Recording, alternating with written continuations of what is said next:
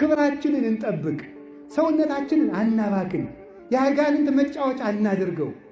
የራሳችንም አይደለንም፣ የዓለምም አይደለንም፣ የአጋንንትም አይደለንም።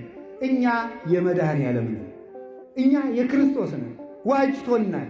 የራሳችሁ ባሪያ ሆናችሁ አትሙቱ የሚለው ቅዱስ ጳውሎስ።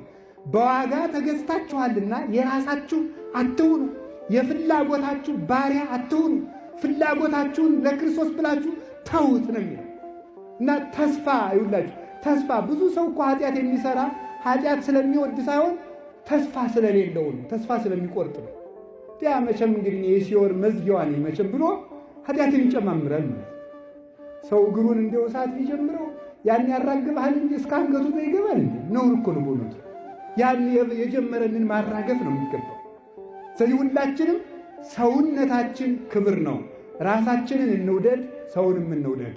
ራሳችንን እንውደድ ማለት ምን ማለት ነው?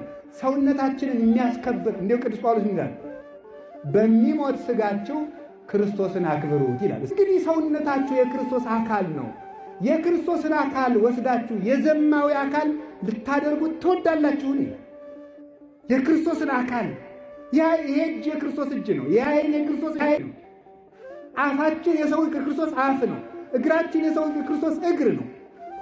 ተከፍሎበታል። የክርስቶስ ሕዋሳት ነን።